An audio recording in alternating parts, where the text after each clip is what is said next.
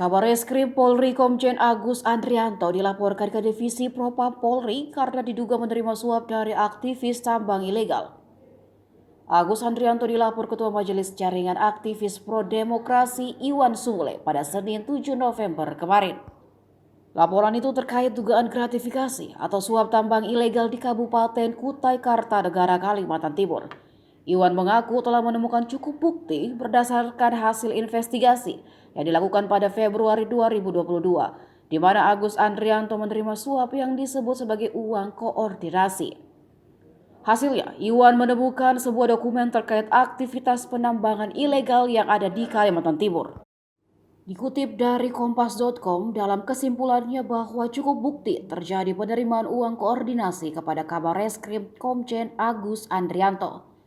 Menurut Iwan, gratifikasi yang diterima Komjen Agus Andrianto cukup rutin diberikan setiap bulannya.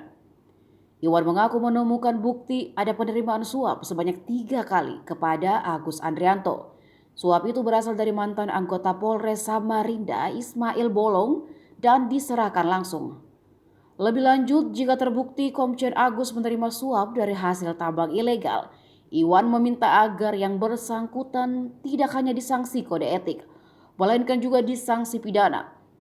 Merujuk Undang-Undang Tindak Pidana Korupsi bahwa penerimaan gratifikasi yang tidak dilaporkan selama 30 hari kepada KPK menjadi sebuah tindak pidana.